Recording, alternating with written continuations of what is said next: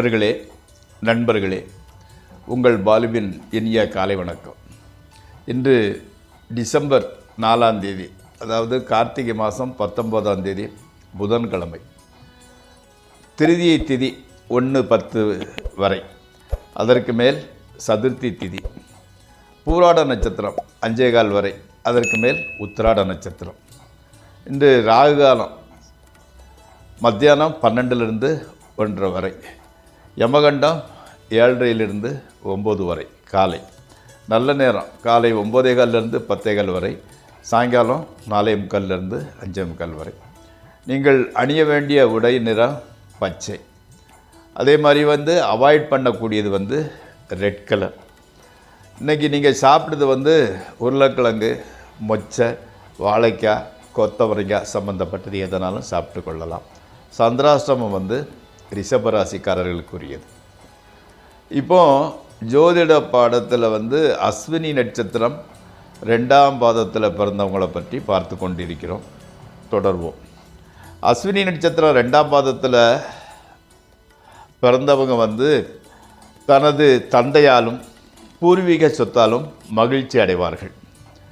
அவங்க தீர்த்த யாத்திரை, கோயிலாக போகிறது, புகழ்பெற்ற திருத்தலங்களுக்கு செல்வதிலையும் மனம் மகிழ்வு உண்டாகும். 2ஆம் பாதம் முற்பகுதியில் பிறந்தவங்க எப்படின்னா, வணிகத்துறை, வாகனத்துறை, பால்வளத்துறை, வாசனை திரவியம், ஆடை அணிகலன்கள் சம்பந்தப்பட்ட அந்த வியாபாரம் பண்ணுறது, நிழற்படம், அதாவது ஃபோட்டோ கலைஞர், ஃபோட்டோ ஸ்டுடியோ வச்சுருக்கிறது, சர்க்கரை, பிஸ்கட்டு, சாக்லேட் உற்பத்தி அல்லது அதை டிஸ்ட்ரிபியூட் பண்ணுறது, இந்த மாதிரிப்பட்ட துறைகளில் ஈடுபடக்கூடியவர்களாக இருப்பார்கள்.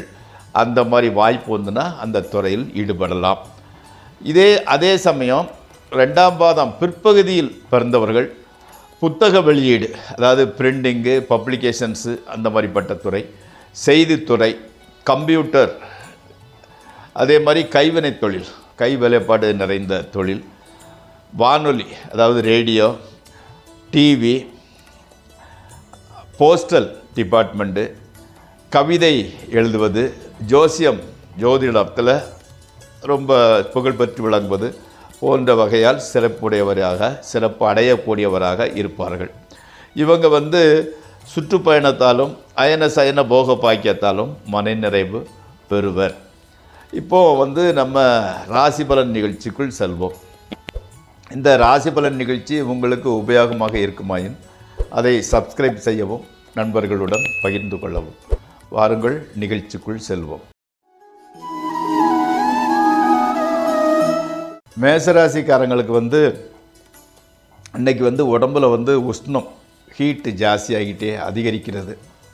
அதனால் சின்ன சின்ன நோய்கள் தொல்லை கொடுக்கின்றது. அரசியல் ஈடுபாடில் உள்ளவர்களுக்கு முன்னேற்றம்னு பெருசாக இல்லை, மாமூலாகத்தான் போய்கொண்டிருக்கிறது. உத்தியோகம் செய்கிறவங்களுக்கு மேலதிகாரிகளினால் பிரச்சனை உண்டாகிறது.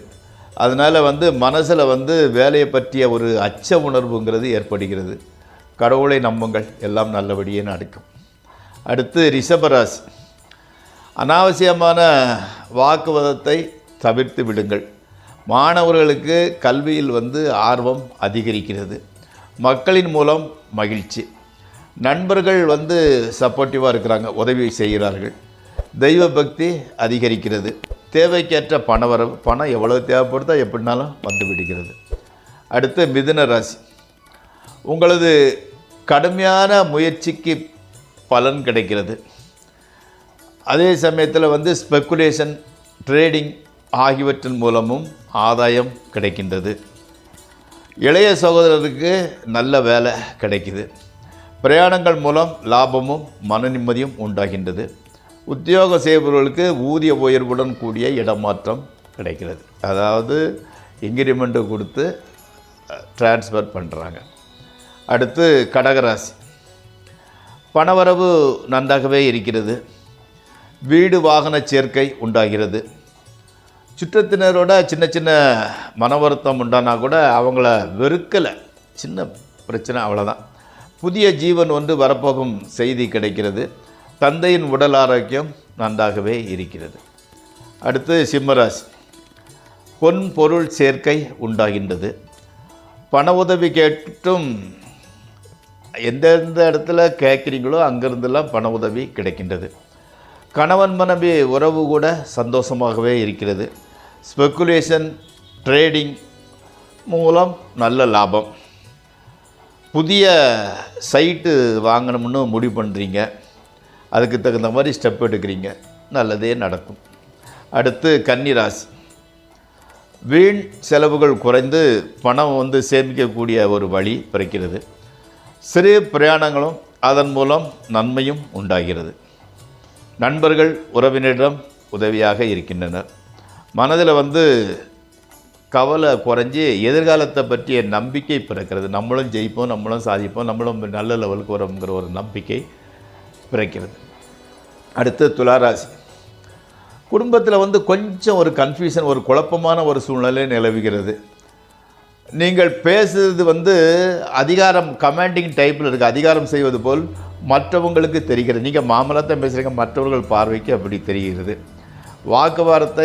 வாக்குவாதம் ஆர்கியூமெண்ட் பண்ணுறதை கொஞ்சம் கம்மி பண்ணிக்கோங்க. கடந்தலில் சின்ன பிரச்சனை கொடுக்குது. பெரிய அளவுலலாம் ஒன்றும் தலைக்கு மேலே ஆகிக்கோல, சின்ன பிரச்சனையை கொடுக்கிறது. வெளியில் இன்றைக்கி வெளியூரில் இருந்து நல்ல செய்தி வந்து சேருகிறது. அடுத்து விருச்சிக ராசி. உடல்நலத்தில் கொஞ்சம் அக்கறை எடுத்துக்கொள்ளுங்கள். பொருள் சேதம் கொஞ்சம் ஏற்படுகிறது. குடும்பத்தில் அந்த சுபகாரிய நிகழ்வு நடக்க போகிறது. தொழிலில் கூட ஓரளவு லாபம் வந்து கொண்டு தான் இருக்கிறது.